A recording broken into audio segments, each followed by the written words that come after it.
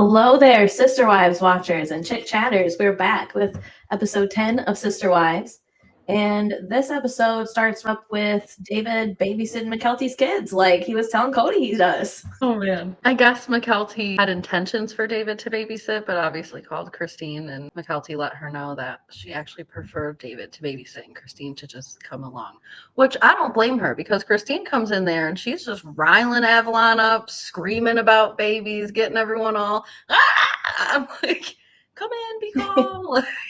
David was just chill. She was still excited to see him.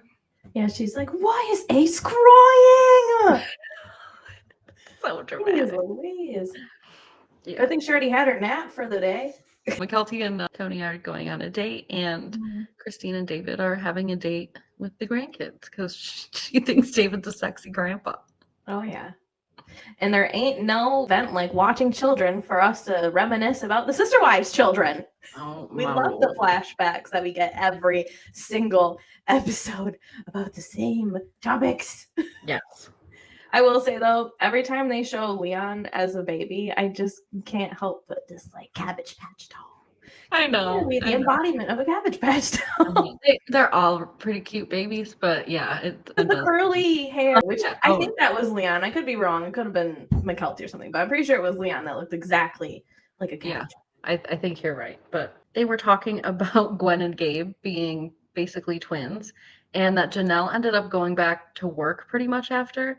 And I thought it was so funny because Christine was like, everyone's like, oh, isn't it so nice to have twins? She's like, it was hell. I got nothing done for years. I'm like, you know what? She is usually dramatic, but I feel like she's not being dramatic at all. Especially because she just got done taking care of 5 babies in diapers at the same time. They showed them all like home videos running around. I would just like to see an unedited cut of those home videos, by the way. It is filmed somewhere what the vibe was like, at least in small snippets. I need to see them. That would be cool if they did the super cut of their previous life. Even if Cody Schmody was talking all over it, I don't care. I would tolerate it just to see what was going on. Because you can hear them talking. You can hear Janelle's voice and Christine's voice and the kids running around. I want to know what was going on in that trailer. Well, Robin doesn't. She wants to act like that part of the life never happened. So we probably won't see that. She doesn't like the past so much. True. Well, so that's pretty much what we get with the babysitting situation. Christine does some pondering about caring for kids and how it's fun to go home now after playing. Yeah, she likes that. She says what every grandparent says, that they're fun to play with, and then the best part is that you can leave at the end of the day and hand them right back. It's a very grandparent thing to say. She does also let us know in this scene that her and David did end up purchasing a house and that they're going to be moving in soon. So that will be coming up later on in the episode. Equivalent the evolution of Christine and David's relationship to the growth of these babies. Like, the babies are just about to sit up, and Christine and David are already husband and wife. That's very true. That's a good way. Started around the same time. Yeah, that's a good way to look at it. For the forever. Whatever stage of development these babies are in is the stage of development Christine and David are in. Well, but they're supposed to be in, but they're like way past that. They're like Benjamin buttoning this thing. Yes, they are. And we get Meri. Yeah, she's painting with her friends. I don't know why I found this scene really irritating, because I think it was mostly just because it did feel so forced and rehearsed. They seemed very ill prepared for this project. I guess that's why I was so annoyed. You can see the in their hands, but they don't tape anything up, and they ended up getting tape all over the baseboards. And maybe because my dad is a painter, that really grinds my gears. But I'm like, you have tape.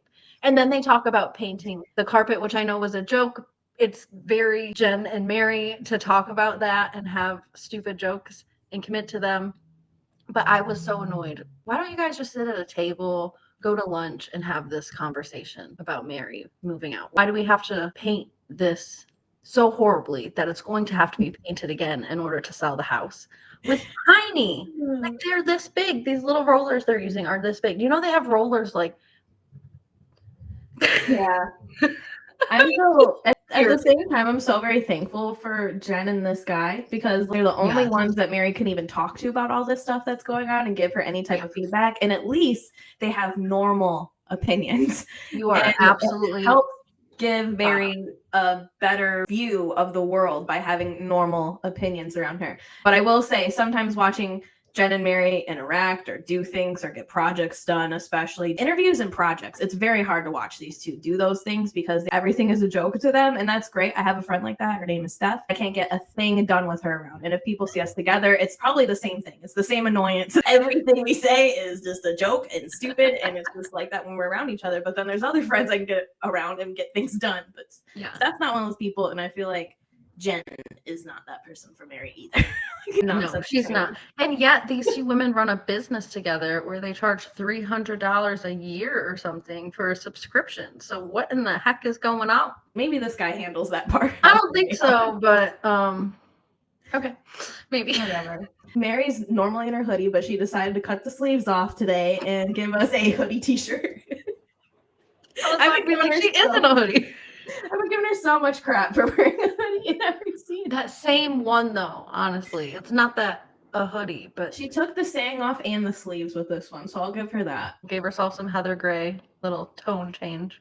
I enjoyed this look. Basically, in this scene, they're talking about Meri getting rid of her furniture. Jen jokingly asks if Cody knows what's going on, which that was funny to me because who knows? It's more like, does Meri know? Because Cody had decided 2 years ago, and that's where I think we learned that he decided 2 years ago. He decided about 2 years ago that their relationship was over. But before that, he gave her this long list of things to complete. It was giving Plathville to me. If anyone that's listening has ever watched Welcome to Plathville, I know that you kind of fell off after the first couple seasons, but Olivia and Ethan are divorced now. And before they got divorced, Ethan gave her a list of 3 things, which is still a highly contested list of what is actually on this list. But it was obvious that even if she completed those things, which she was refusing to anyways, that he probably wasn't going to be that happy with her. And they were supposedly things like being submissive and changing her political views, like value changing types of things. I don't remember the exact specifics, but they were not things like clean the house more or whatever. Oh, one of them was actually for her to cook 3 meals a day. I bet Cody gave almost the exact same list, including the meals, even though he wasn't even going to her house. He said, I need Rice Krispie treats on deck. Every time I walk by your house in the cul-de-sac, I'm going to need you to just be waiting with hot Rice Krispies. Well, it's funny because his list for the other wives was for them to get along with the SisterWives better, meaning Robin better. And Meri's got the best relationship with Robin, and he's still giving her a list. So Cody just be handing out things. I'm sure that was on the list. I'm sure. Meri's already got that. Meri got that down. Robin likes Meri the most. Yes, but I wonder if that was part of it. Meri don't really talk to anyone else, and I know that there's a deeper history with everyone else, but I wonder if that was part of Cody's whole thing. I know he told everybody they need to be nice to Robin. That Robin is what did Janelle call her? The cow. The sacred cow. Sacred cow. I found it more interesting to learn that Cody had decided 2 years before, which we knew he decided long before, but it's just like, how convenient for you then, sir? Why do you keep sitting up here and saying that over and over again? Like, you get no extra points for how many times you say this. And how convenient for you to be with somebody all this time. It's like me staying with my husband right now and being like, I don't really want to be with him anymore, but I might tell him in like 26. Well, that's why, like Meri said, Cody's plan all along was to let Meri leave. And I don't care if he wants to blame it on Robin because Robin wanted him to stay and work it out or whatever. Cody knew 2 years ago, 20 years ago, 30 years ago, the day he got married, that it was wrong. And I don't think he can really blame Robin. I said this to you in a text, but we are watching the wildest midlife crisis I've ever seen for the last few years. Because really, that's what we've been watching these last few years is Cody's midlife crisis. I've been watching random old episodes, right before the divorce or whatever. He wanted Meri to have another child once they moved to Vegas. He was really pushing for Meri to have that other child. Yeah, through IVF and everything. So he was going to drop that money on it. Yeah. Well, he's had 5 kids going to college that year. And I wonder if that was his way of anchoring himself at Meri's house, like sort of forcing it because they have been working on their marriage for so long, supposedly, allegedly. So I wonder if that was his way of anchoring himself there because he does tend to gravitate towards the little ones. That's just a fact. I think he even admits that at this point. Possible. Why else would he want a baby with Meri? He doesn't even like Meri. It's never a fertile bed for love to grow. Do you see the choice of words here? And we're talking about children? Yeah. I mean, she wasn't fertile. There was not a lot of love that we saw. His choice of words is always one for the books. He should write himself a little slam poetry book. I would read that. Didn't Megan Fox do that recently? I think Cody could do one of those. I feel like that's what he wrote in his version of the SisterWives book. Like his little blurb. I think that was a slam poetry. I think we're about to read this book here pretty soon. So, side note, actually, this is not relevant to the episode at all, but is SisterWives relevant? Did they ever open their time capsule? I don't know. How I've been saying that I can't bring myself to watch those episodes in between where they're moving out of Vegas into Flagstaff. Those are the only episodes I haven't saw, but I started watching them over this last weekend. And when they were getting the houses prepared to be sold in the cul-de-sac, the realtor came over and she was looking at the backyard and they did that brown family tree in the cement. And so they were talking about having to dig that up and everything. So I wonder what happened to the time capsule because they have all these mementos and things. I know. It's so funny because when you watch the little time capsule episodes, like, yeah, we're going to be here forever and we're going to be able to open this in 5 years. By the end of these 5 years, you're going to be looking at Flagstaff. I wonder if they brought it to Flagstaff. Last season, at least, they had little watchbacks where people could send in questions. Mm-hmm. We need to get this question to TLC. I need to know. Is Robin holding on to it, sobbing with it every night? Or did Meri end up with it? And did she burn it? Did Christine leave it at her house? What has happened? Is it still buried there? Could we go dig it up? Christine leave it at her. Wasn't it at Christine's house, I think? I don't remember. If anybody remembers, let us know the coordinates. We'll go dig that shit up. I'm going to get arrested. Yeah. But basically in this scene as well, they talk about Cody and Meri's relationship in Vegas and how it was going on the up. Mm-hmm. And then he said that they weren't actually functioning like a married couple. They weren't sleeping in the same bed, yada, yada, yada. Mm-hmm. Now, this is my conspiracy theory. But I think that him buttering Meri up like that was just to get her to Flagstaff. I think he was trying to get everybody to move on to this property. And I think he was originally trying to get them all in the same house. I think he thought if he could butter everybody up enough, he could get them all in the same house. But. And you're right. Meri was the most resistant to moving. She was happy in cul-de-sac. She was happy in Las Vegas. So her best friend there. Yeah, I just watched those episodes this weekend too. Meri was not happy, because she just went through her catfishing thing and she wasn't sure if she's going to stay in the family. It's been a while since they really addressed all that stuff. And I remember even Janelle saying, I really don't want to leave her behind here. Yeah, I think part of why Cody all of a sudden wanted to start trying with her and then it fizzled out after a drunken night on their anniversary or whatever is that he was really just trying to get her over here and get her comfortable. I think it was mainly to just get her to move.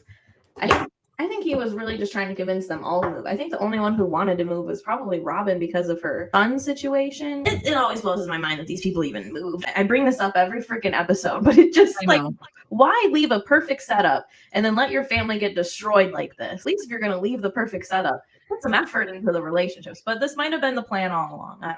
It might have been the plan all along. I almost wonder, too, if they were in a type of mortgage situation that wasn't maybe just a straight-up payment. Maybe they had sort of balloon-style payments similar to the one that they had on this big land in Flagstaff as well. And if that's the case, the payments just get bigger and bigger. And if Cody was seeing the market doing whatever, his biggest fear is poverty. I think it was just in these little span of episodes, too, because Robin initially really didn't want to move. And Janelle reminded Robin that they had lived in 3 or 4, maybe even 5 different states in the time that they were all in the first 10 years or something. And Robin was horrified to hear all of that information. I think that they move frequently as a means of trying to just, kind of make some money off of the market and their housing every once in a while. I think in polygamy and some of these, not polygamy in general, I guess, but in some of these religions and things that they're in, they do like to instill that fear in you of the law and all these other things. Mm-hmm. So that might have also been partially motivated. Well, that certainly was what happened in Utah when we first met the Browns. Speaking of moving. Everybody's moving this episode. So we go over to Christine, who's moving into her house with David, which I don't remember it looking like that, but it's a nice house.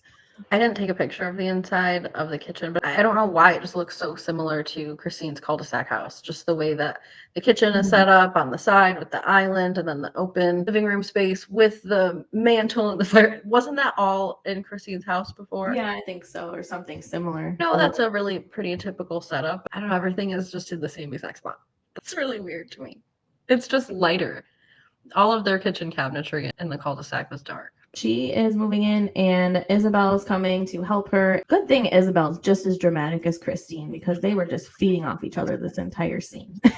They definitely were having a dramatic conversation. It just went from I'm happy for you to crying to worries to fears, which as a child of divorce, I totally get. And I have mixed feelings about the way that Christine was going about this because I remember being very comforted by my mom telling me if at any time you're uncomfortable with where we live or what we're doing or who this person is that I'm dating, who anyone is that I'm dating, let me know and I will not do it anymore. It wasn't just I'll consider it or I'll keep it in mind. I mean, she made sure that I felt comfortable and almost didn't even need to have a reason. And I think that that's important when you have young kids. Isabel is not young, Truly is still young, but I was probably Truly's age when my mom started dating, and I felt very comfortable because my mom made me feel comfortable. And I also didn't take advantage of that, right? I didn't get in a fight with one of my mom's boyfriends and be like, you have to break up with him. I also wasn't dramatic really in that way. I'm a pretty logical girl, even when I was 16. I think you're less inclined to do that too if you're given the option. Like Christine's over here, like, it doesn't matter what you think anyways, but you can tell me.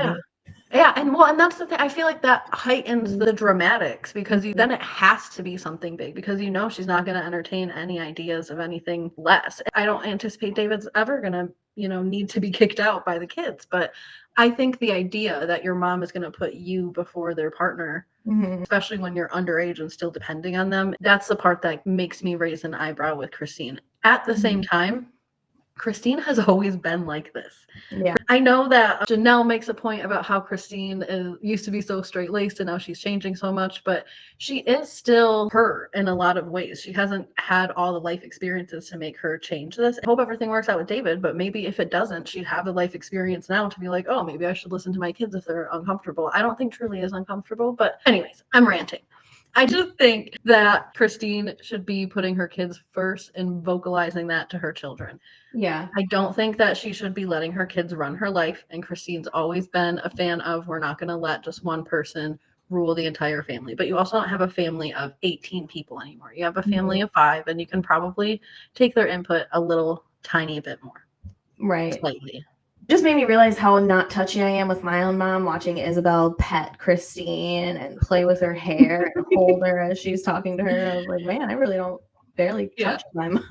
Yeah, no, my mom is like a koala bear. The second I see her, she does not stop touching me unless I request it.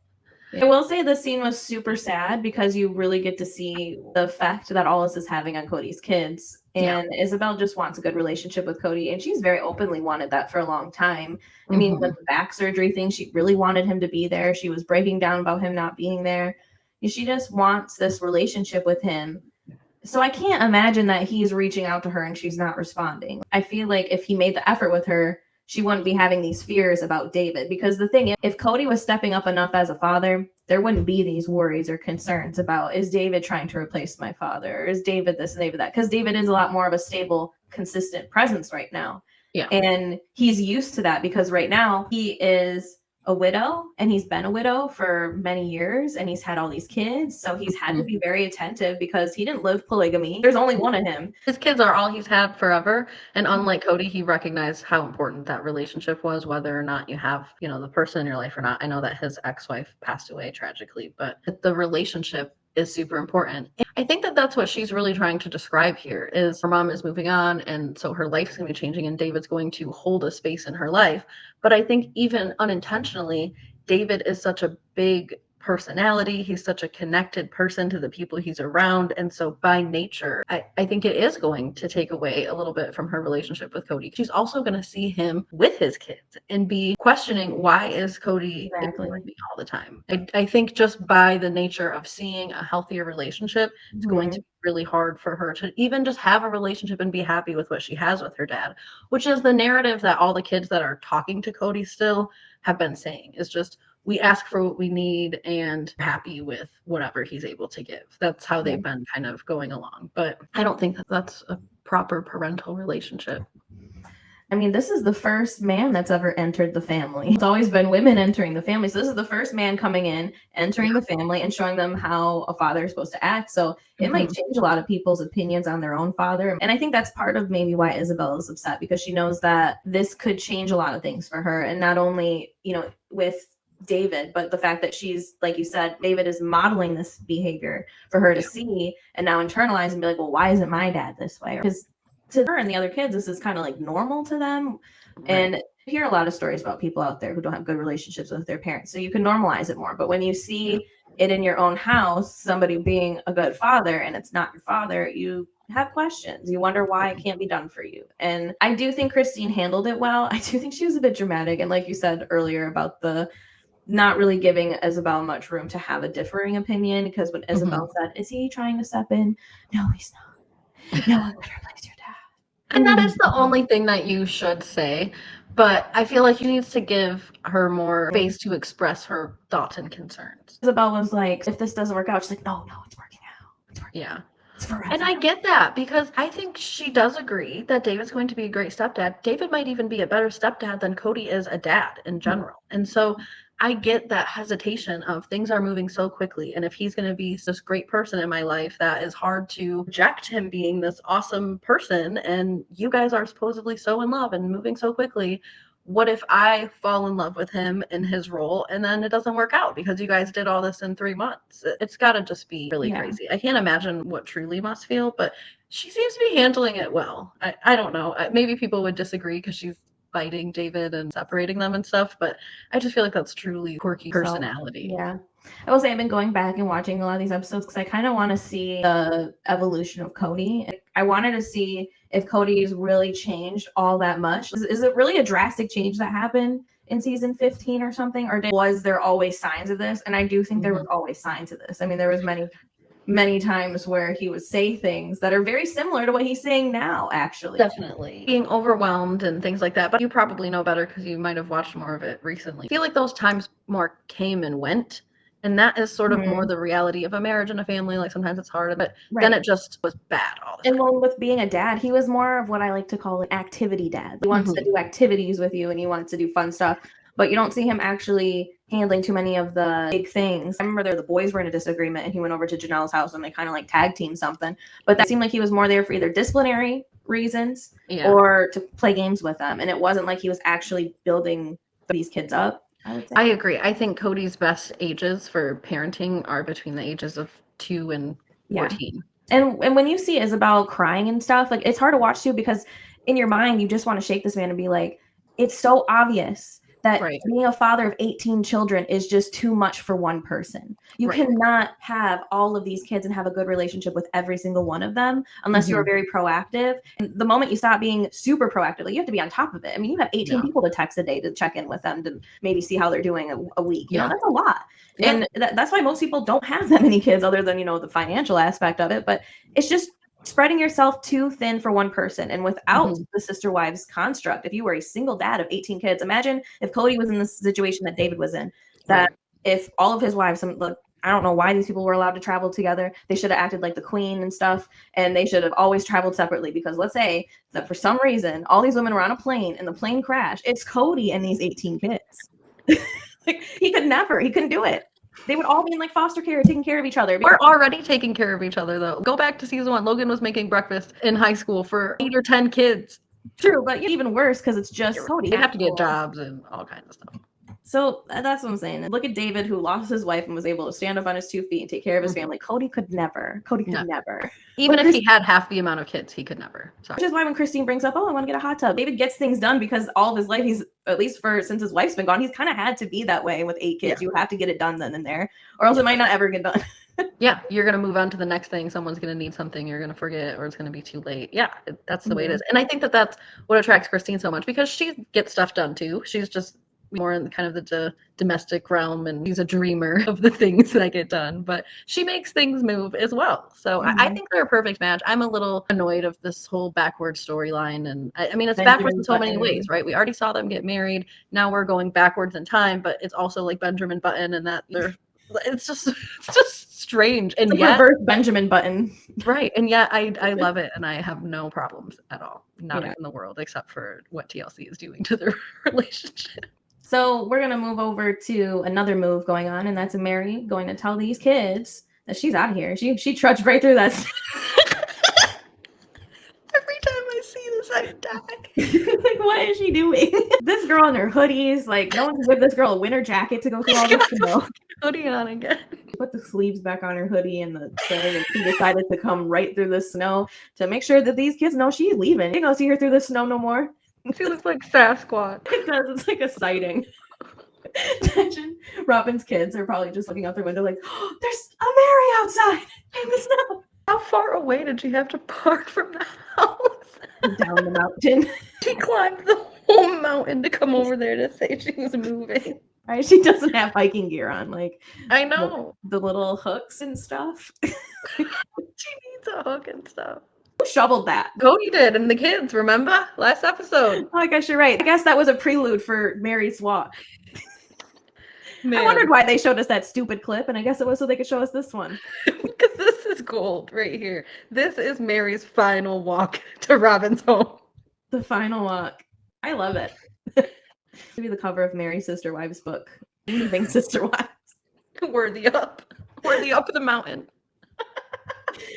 Anyways, Mary's heading over to Robin's house to talk to Robin. She's wearing her regular hoodies, as we love to comment on. And I just can't help but notice all the crap Robin has, but whatever. Anyways, she is in her movie theater style chairs to talk to the kids about her moving. Well, Robin asks if they can talk about it in front of them. As if it's some kind of worse conversation than them getting divorced. Maybe the kids don't know, but I don't know how much these kids do know. I would think that the youngest two might be the most confused of just everybody of what's going on, because at one point they did have a whole family, which I don't know how much of that they remember. I feel like Solomon would remember more. But well, Robin said sometimes the youngest two, they'll ask when they go places with family, is our whole family coming? No, not this time. But so they remember. But at this point, they have had Cody there so much to where if he were to try to rekindle with these SisterWives, he would have that problem of this little girl on his leg every day. They've already fed that beast, and she is fed. Ariela's big enough. She can come along now. He can just go to house with Ariela. Is that the worst thing in the world? Then she can see all her siblings. Just take her with her. I don't think Robin would with that. I do want to say, I find it interesting that Robin is so horrified by the way that Cody speaks about his wives, which is why I don't believe she's horrified by it. But because the way she spoke about David Jessup, the entire series is very similar to the way that Cody talks about these people. If you want to wake yourself up in the morning, wake yourself up and watch Robin's secret episode, because listening to her purity talk every morning will definitely wake your ass up. Yeah. And not for a good reason. But that whole episode is the biggest disrespect to that man ever. And she thinks that that was okay to just openly disrespect not only her ex-husband and her past self, her future ghost self is correcting her past self, and her kid. Existence of her very children, in front of her children, in front of their step-siblings. Crazy. Disgusting. Insane. But yeah, so she was fine doing that, but all of a sudden, Cody having the same opinion on his wives, she's just appalled by it. And completely appalled. She can't respect for you. And it's like, but you've been saying the same exact pot, meat, kettle. But like, I agree. I fully agree. Anyways, back to the topic. So Meri is telling Cody and Robin about moving. She's asking Cody for her severance package, if he will help her move. And he at first was like, severance package. Like he was about to get offended by that, but then realized that, oh yeah, I might owe this woman a little something. She said she didn't ask for alimony for their legal divorce. At first I thought for their spiritual divorce just now, but she was talking about 8 years ago or whatever. Yeah, she's like, I dropped the ball on my legal divorce and blah, blah. I'm like, yeah, because you were living in delusional land thinking you were still married to this. Serious. That wouldn't even have been a thing at that point. But you know what, Meri? You should get some money out of this man now, because I'm sure she was funding, gosh, just a lot. And she seems to just not care, even still now. All she wants is Cody to drive her up to Utah so that she can sit in her yellow B&B. I move her 5 things because she got rid of almost everything else. That's all she wants. That's just insane. What are you going to do with Cody? So who really cares? But it's just insane to me. She has invested so much. She's not worried about the state of the property. She just has her Airbnb. I guess she's in a different position than Janelle, because Janelle really doesn't have anything or anywhere to go to, whereas at least Meri has that and can just get away unscathed, sort of like Christine did. Yeah, but at least Janelle has people checking in on her and her kids and stuff. Like Meri was saying in the beginning of the episode, she ain't got nobody to check in on her. That almost made me cry. This was a sad episode between her and Ysabel. Yeah, it made me feel bad for Meri. Where is Leon, and why doesn't Leon like you? What's going on with Leon? What's going on with your relationship with Leon? I don't know. And I just have so many questions about that. Like, why is Meri completely alone where she didn't even get called to check in on or nothing? Like a text, nothing. But I mean, maybe her relationship with Leon is very similar to her one with Cody. So she just figures all relationships are like this. I don't know, and maybe we just didn't see it on camera because I know Leon had moved away and stuff, but I don't know if they really recovered all that much as far as being super close after the catfishing situation. I know Leon took that really hard, and obviously there's a lot of different perspectives to take and ways to look at it now, but I think Leon is entitled to their emotions. At the time, for sure, but I think maybe now in retrospect, like I know when I look at that stuff now, I'm like, no wonder. Yep. And so I thought it was interesting that Meri was really concerned about keeping her relationship with these kids that she only sees every Thanksgiving or whatever. Yeah. I know before they were a lot closer, but now really not so much. She sees them once every little bit. I showed this little clip of Ariella, I think her name is, asking Meri why she was sad a couple Thanksgivings ago. And I'm like, isn't that the last time you saw her? Probably, or Christmas or something after that. Meri also makes a point to say, I've asked Robin to meet up and she doesn't meet up. Oh, Robin, interesting. Interesting, Robin. She said it's like pulling teeth to see the kids. Exactly. So why would she stay around? And she says the only thing that makes her feel sad about leaving is the kids, but she hasn't seen them in almost a year or whatever. So yeah, go on, get Meri. I find it interesting that they talk about how it's pulling teeth to see Robin's kids, but Meri was taking off work when other people were giving birth. That was a whole different time, though. That's why I need to see the receipts at this point. I want the old home videos. I feel like that was a whole different sister-wife situation. And they talk about it as if it was so hard, and I'm sure it was very hard to have all those babies around and be living in such close quarters. But I don't know, maybe I'm just romanticizing it because I don't know anything about it. But it just seems like at least they had a flow. I think they had like regular issues, like about people going through Meri's apartment. They had those kind of issues. But I think the fact that they were able to focus on the kids, and there were so many of them that they were outnumbered, so they kind of had to all work together with the kids. They didn't have to think about their relationship problems for like 10 years. And they weren't separate. It was like them against the world, right? It was them and their religion, them with their children, them against the law. So it brought them together a lot more than now when they were open, living in Vegas. They weren't having that them against the world complex anymore.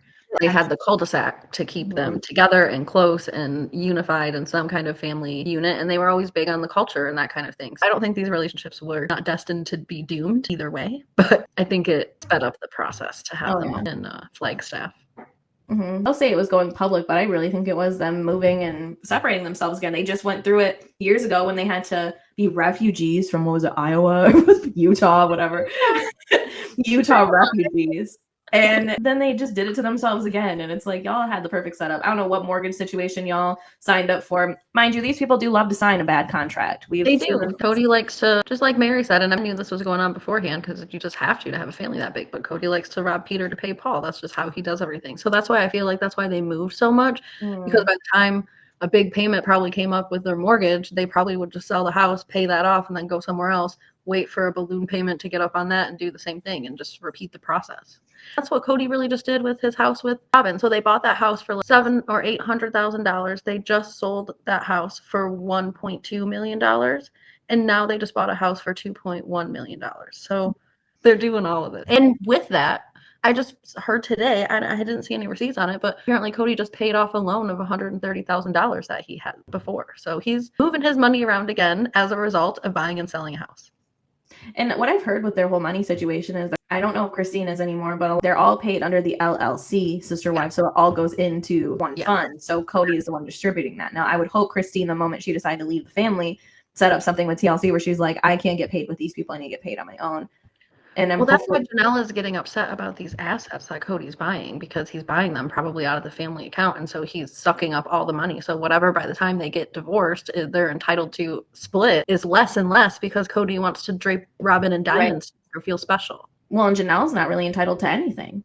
Right. Other than whatever she's got her name on, because they're not going to get a regular divorce. She's just leaving. Robin's the only one that really lucked out here and secured her bag 10 years ago when she had Cody divorce Meri to adopt her kids or whatever. That useless. She secured the bag, she secured the kids. No, let's adopt this kid at 16 years old. Get married for it. Goodness gracious. Sorry, I mean, I know it wasn't just dating, but still, it was still just silly. It was silly. And then once they adopted these kids out, they sent them out to see their dad. Right. As like a severance package.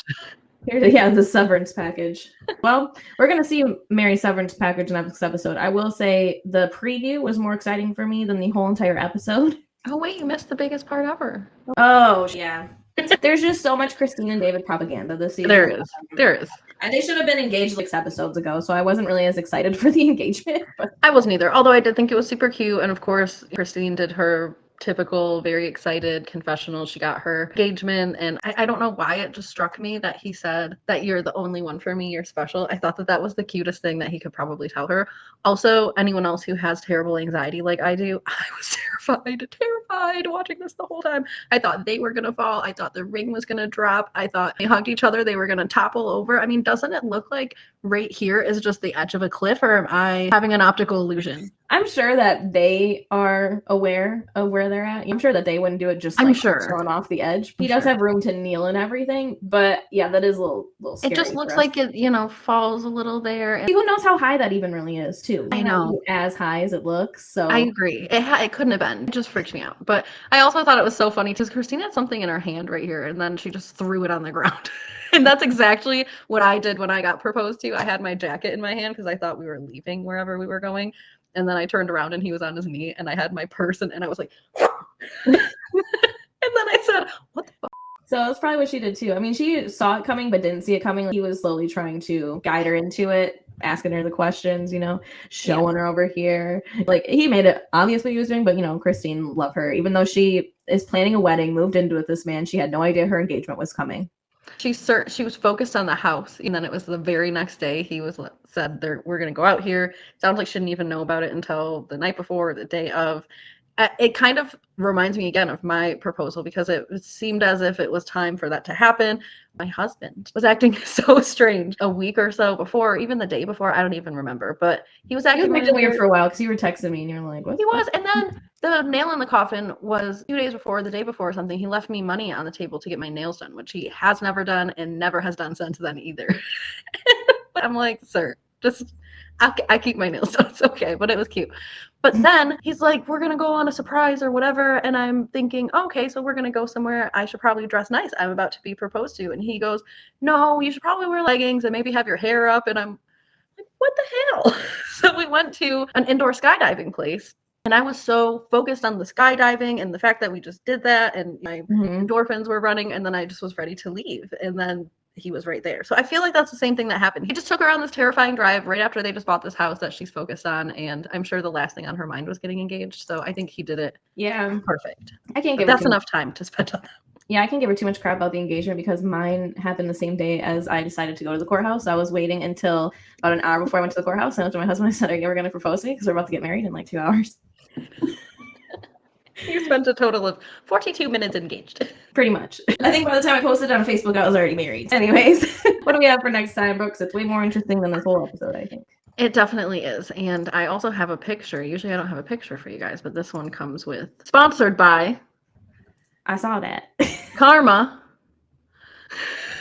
You know she put that shirt on purpose. She knew Robin and Cody were coming over to help her move, and she's like, let me just wear one of my shirts. She's got shirts with all kinds of sayings on it. Why she that does. One?